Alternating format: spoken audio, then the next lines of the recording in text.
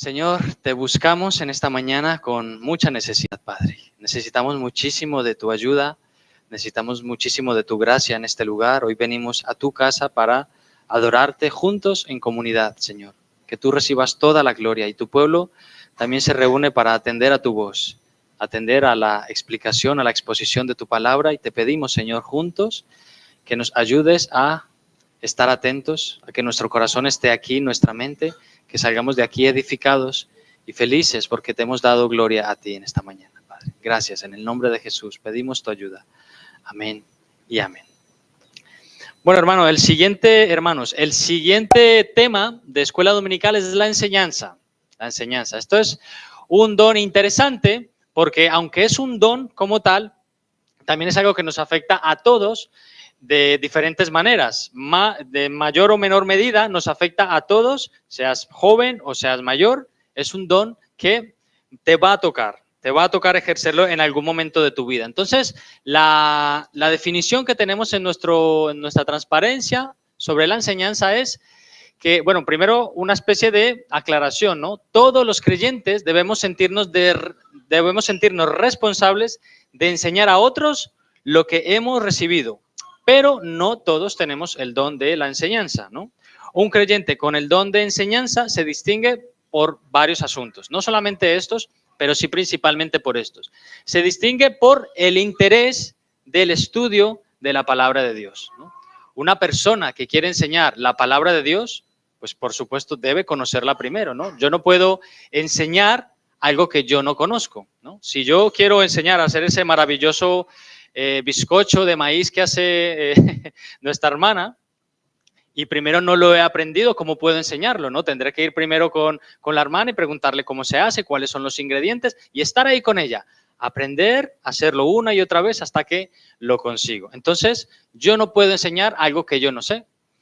Y en segundo lugar, el que tiene el don de la enseñanza se distingue por la capacidad de comunicar claramente las verdades y aplicaciones de la palabra, de modo que los que escuchan sean edificados, ¿no? Estas otra características.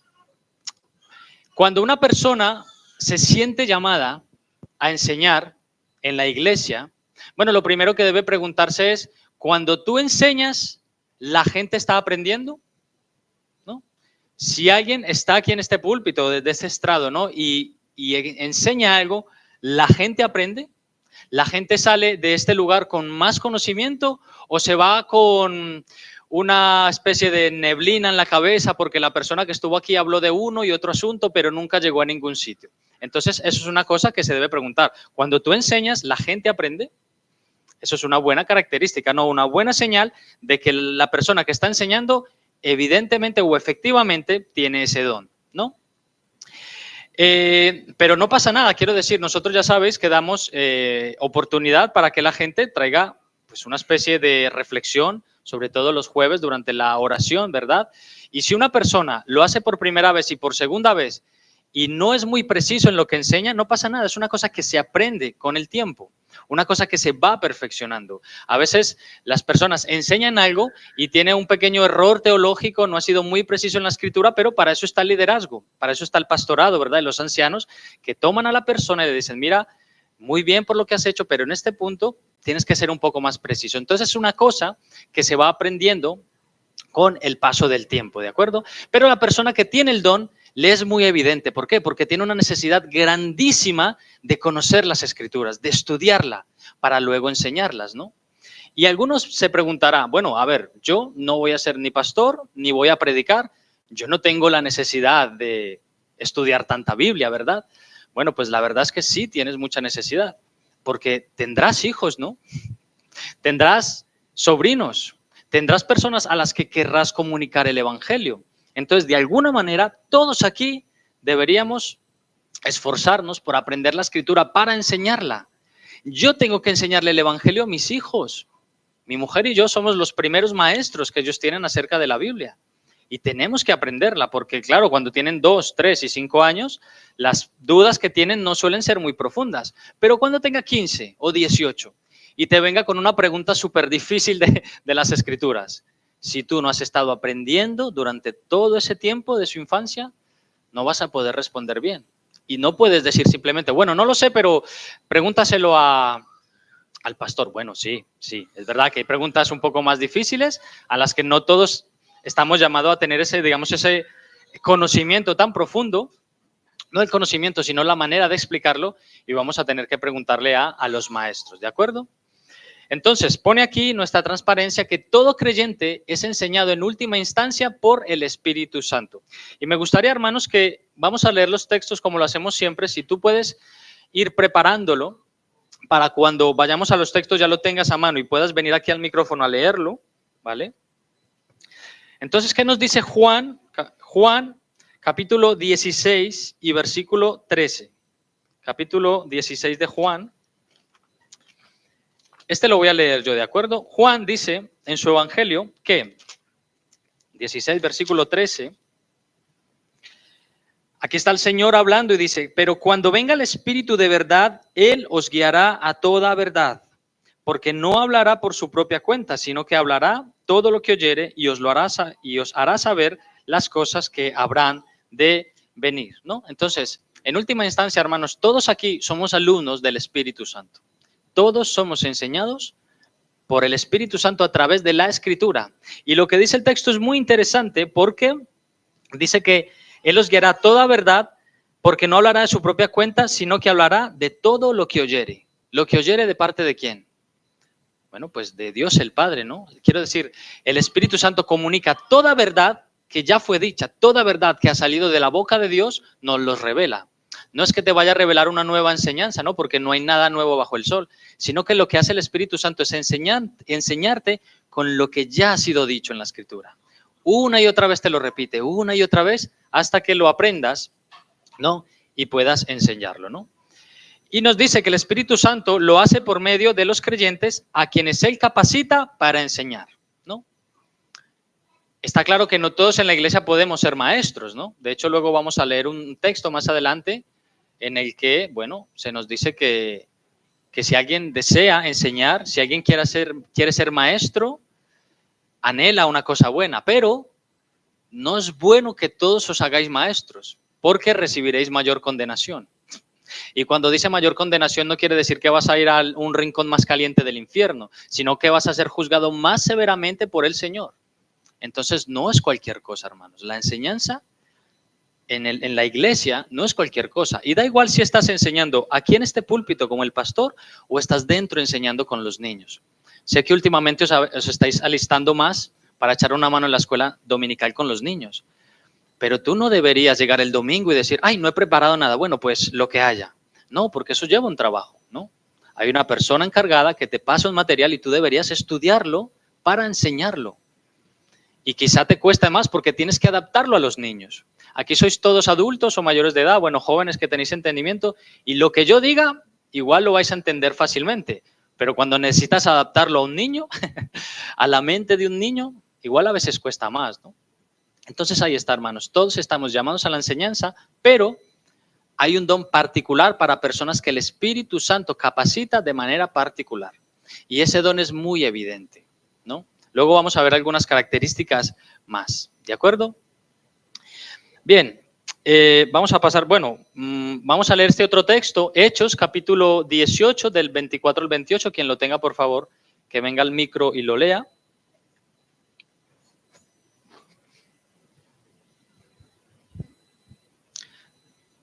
Tenéis que encenderlo, ¿vale? Y luego apagarlo para que no interfiera.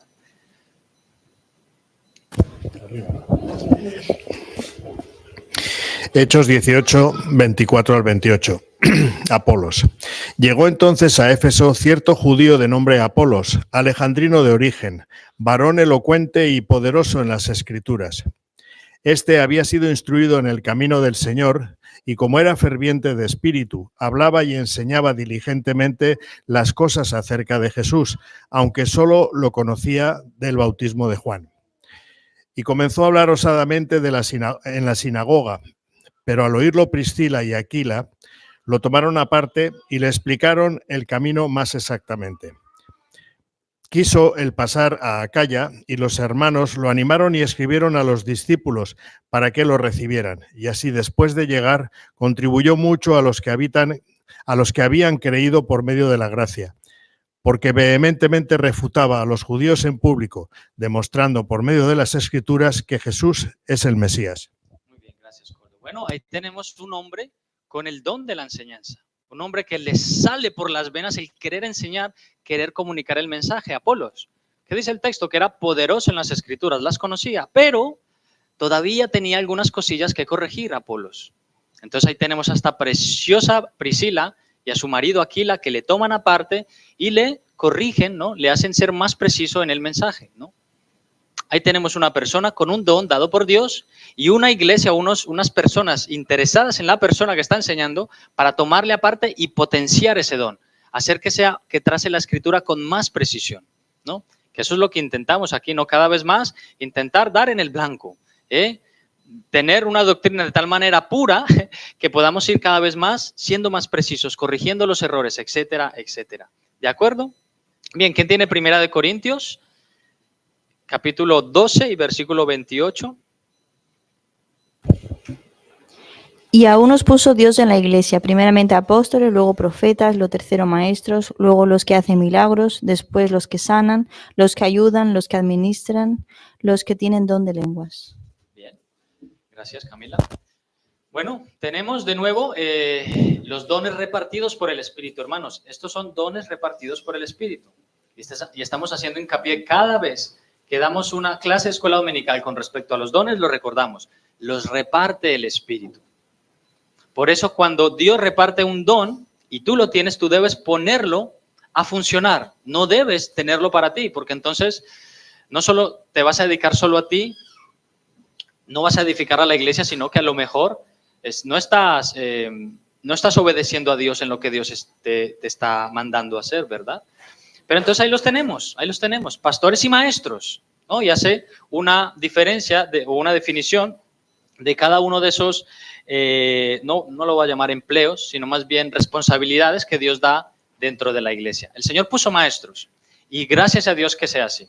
Una persona que anhele ser maestro, lo vamos a ver a continuación en la siguiente transparencia, tiene también que tener una serie de requisitos. No simplemente basta que una persona conozca las Escrituras, sea elocuente, haya estudiado, etcétera, etcétera, ¿no? Y uno más, Efesios 4, del 11 al 14.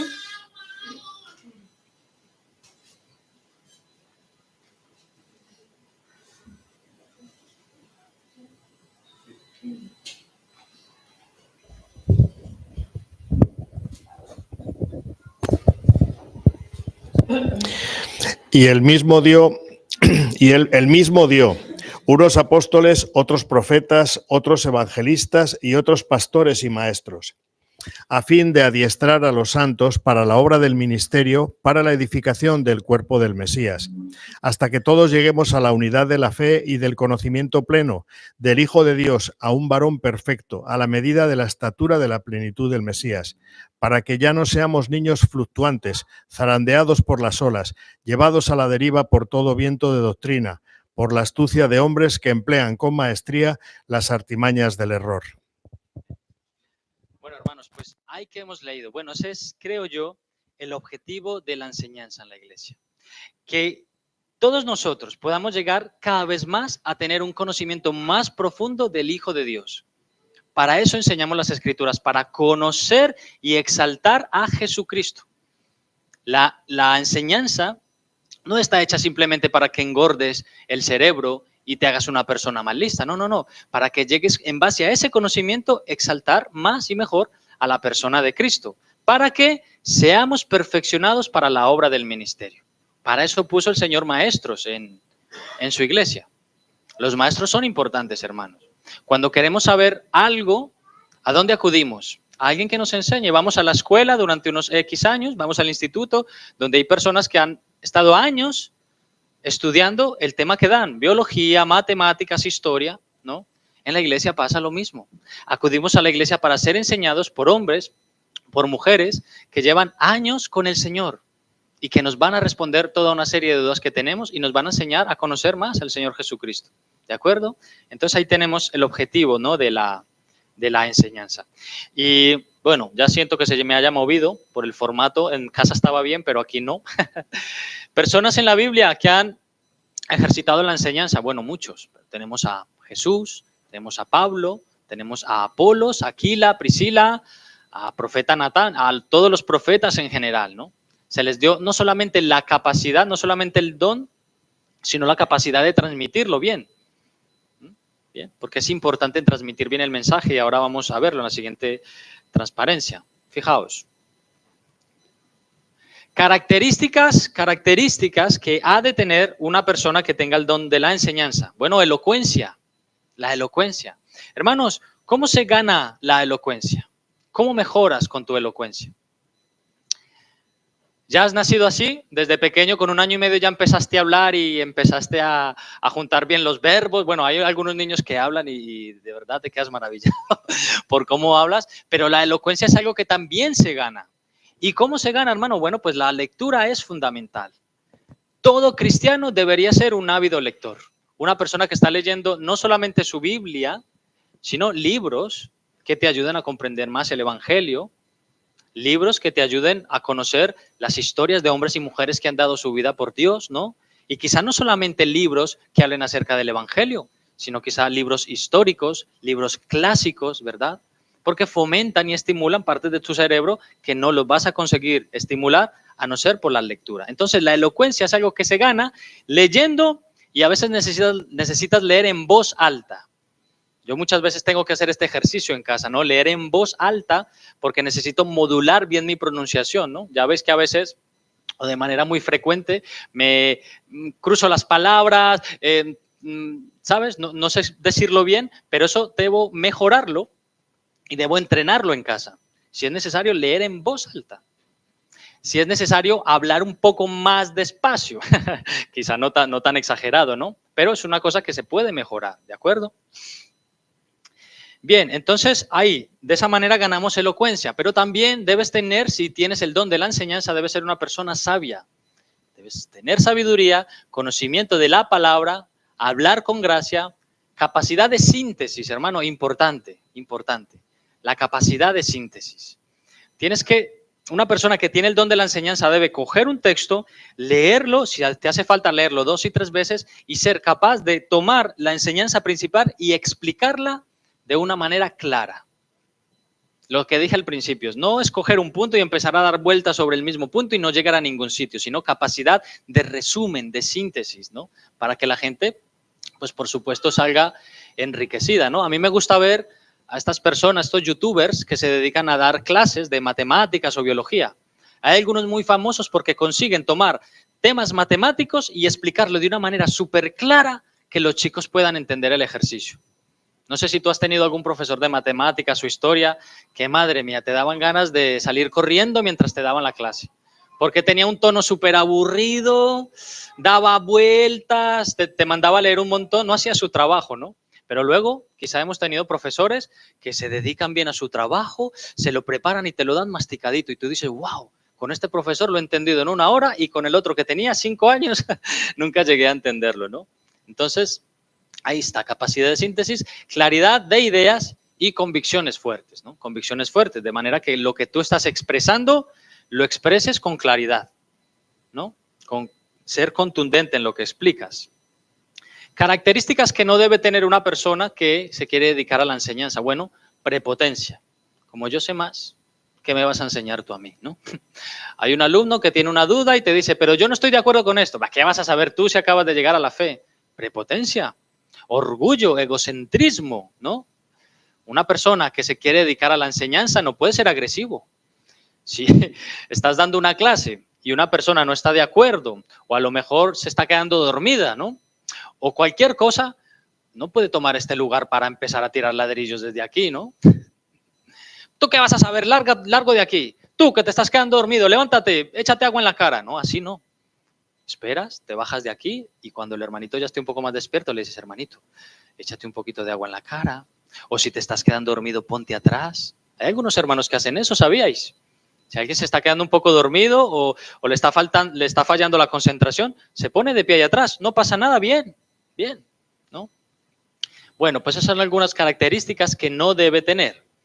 Y tareas o áreas de servicio, bueno, pues una persona que tenga el don de la enseñanza se puede y debe dedicar en la iglesia a la predicación, puede ser maestro de escuela dominical. Nos quedamos en las características que una persona que anhela enseñar o siente el deseo de enseñar debe tener. Y entonces vimos las características que debe tener, ¿os acordáis? Estuvimos hablando de la elocuencia, de la sabiduría, ¿no? De esa capacidad de síntesis, ¿no? Hay que saber sintetizar, resumir de una manera clara, pero no ligera, las cosas para que a la gente se le quede lo que tú estás enseñando, ¿no?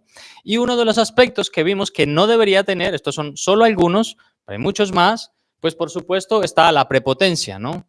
Ese sentimiento tan humano y tan malo que hay en nuestro corazón de pensar que somos un poco mejores o mayores que alguien porque no desempeña lo mismo que nosotros. Yo enseño, yo sé más, soy un crack y ya está, nadie me puede decir nada. El que enseña no debe ser una persona agresiva, no puede ser irresponsable ni egocéntrico, ¿no? La enseñanza, y sobre todo la enseñanza a las almas, es una encomienda muy importante que el Señor nos ha dado a los que enseñamos, ¿no? No puedo venir aquí con ligereza y soltar lo que se me ocurre, ¿no? Esto debe tener una preparación. Muy bien. Y algunas tareas o áreas de servicio en la que una persona que está llamada a la enseñanza puede y debe desempeñar, por supuesto, la predicación. Tú puedes ser maestro de escuela dominical o de estudios para nuevos creyentes, estudios en hogares, incluso enseñanza a los jóvenes, escuela dominical a los jóvenes, etcétera. No todo lo que esté relacionado con la enseñanza, obviamente adaptado al público que tienes, ¿no? No es lo mismo una predicación en un domingo, en un culto solemne, en un culto general, que una enseñanza a niños de 10 y 12 años, ¿de acuerdo? Entonces hay que ser también poco cuidadoso en eso, ¿no? Y finalmente, pues algunos consejos prácticos, ¿no? Siempre cerramos con algunos consejos. Bueno, la persona que quiere, que anhela enseñar, debe ser disciplinado y organizar bien su tiempo de estudio y de lectura. Hemos dicho antes que la elocuencia es algo que se gana con la lectura. Bueno, pues la enseñanza, más de lo mismo. Hay que organizar bien el tiempo. En días como hoy esto suena complicado porque vivimos en un mundo súper acelerado y no tenemos tiempo para nada, aunque tenemos de todo, ¿no? Para que nos facilite el tiempo. Tenemos internet más rápido, lavadoras, fregaplatos, de todo, pero nunca tenemos tiempo, ¿no? Entonces, disciplina y sé disciplinado y organiza bien tu tiempo de estudio. Aparta un tiempo. Mantén siempre una actitud de aprendiz. Una persona que enseña nunca termina de aprender. Eso te lo puede decir un médico, ¿no? Estos médicos están estudiando toda la vida. Bueno, un teólogo o una persona que enseña igual. Las personas que llegan a 90 años y están a punto de partir con el Señor, te dirán, no lo sé todo. Es más, estoy muy lejos de saber algo, ¿no? Están toda su vida aprendiendo, porque así la palabra del Señor rica, tiene grandes tesoros. Entonces, esa actitud de aprendiz y de ser corregido y de ser enseñado debe predominar siempre en el corazón de una persona que enseña. Bueno, aprende métodos de estudio y de exégesis bíblico. Es bueno que podamos aprender métodos de estudio y de exégesis ¿para qué? Para comprender mejor lo que enseñamos, ¿no? Hay métodos inductivos, hay libros que te enseñan muy bien, pues nosotros que tenemos ese estilo de predicación expositiva, hay muy buenos libros que te ayudan a sintetizar, a organizar bien tu predicación, a darle un orden, un aspecto, ¿verdad?, de enseñarlo. Entonces, la persona que enseña debe aprender estos métodos y debe familiarizarse con los recursos pedagógicos. Hoy tenemos infinidad de recursos, hermanos. Tenemos libros, tenemos talleres, tenemos personas que se graban sus clases, las suben en YouTube, unos buenos maestros, ¿verdad? Y finalmente, aprende sobre retórica y comunicación. Pues es un poco como el tema de la elocuencia. Yo os decía la vez pasada que a mí ya se me nota a veces que cuando estoy enseñando, predicando, cruzo las palabras. A veces digo, no, y entonces es algo que yo tengo que entrenar en casa. Si yo lo detecto o alguien me lo dice, has cruzado una palabra, ni me di cuenta. El otro día alguien me dijo, dijiste algo súper curioso, no tenía nada que ver con la predicación, no estorbó, pero lo dijiste muy gracioso y tal. Yo me lo creo. No recuerdo el qué, pero lo solté. Pues yo debo entrenarme para cometer cada vez menos errores, ¿no?